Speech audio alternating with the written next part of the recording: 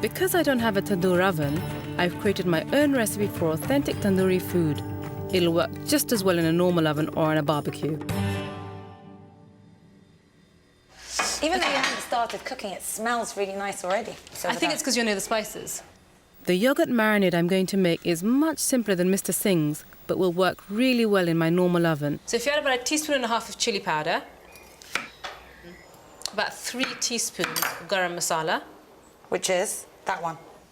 Tandoori food is really similar. I mean, it's a lot of yogurt and some spices, and then you kind of customize it to whatever you're in the mood for, right?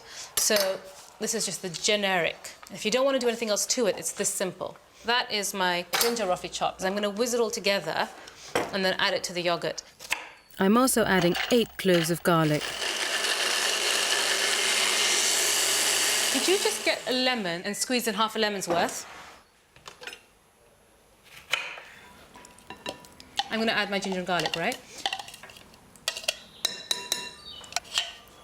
If you could just add a good slug of oil, I mean, that comes out quite slowly, so just enough so that it doesn't get too dry. And do you usually like do it the night before so that you can keep it in the fridge for a whole 24 hours? Exactly. The longer the chicken will marinate, the more the flavour gets into the chicken. Because when you barbecue it, you know, just a little bit remains on the outside. So it needs to have gone inside, the flavour.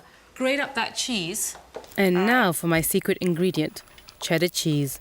It may seem like a strange addition to Indian food, but it makes the marinade really creamy. I'm also going to use an egg to bind all the ingredients together and help the marinade cling to the chicken. Marinade. Look, I can't even do that properly. I got a bit of a shell in there. Did you? That's not so okay. Pansy is not used to getting her manicured hands dirty, but I'm convinced that with a little help, she'll make a good cook, as she's got a real nose for spices. Oh, really, really familiar. I know this. Okay, just close your eyes and what are you eating? Come on, what are you eating? It's really familiar. Okay, just think, what are you eating? Cardamom. Yeah. Cardamom is a common ingredient in Indian cookery. The seeds are removed from the pod, which are then pounded to a fine powder. If you have like a green cardamom pod after your meal, it's kind of like having an after 8 mint. Oh, really? I use it wherever I can, and it will give a delicious aromatic flavour to the marinade. I love green cardamom, so I'm happy to add it into anything. Okay, that's done.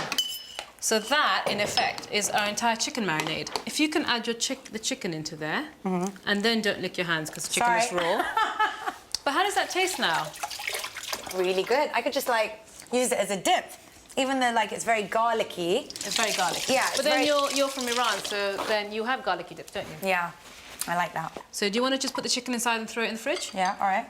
Okay, well, this is pretty good. I think I could do this. You could do that. Yeah. And if that would feed, like, a whole lot of your friends and they'd be extremely appreciative, that's worth it. But they'd all think that I bought it from outside. No one would really believe me, even if I really was doing it. I'm going to leave the chicken to marinate overnight. I'm also going to do lamb tikka brochettes and tandoori mushrooms. I'll use the same basic marinade as for the chicken, but because lamb has a stronger taste, I'm adding coriander leaf and extra garam masala. That's the second dish. God, that was really easy. And for the tandoori mushrooms, a touch more cardamom. So if we just add the mushrooms in... Yeah. Yeah, that's it. Great.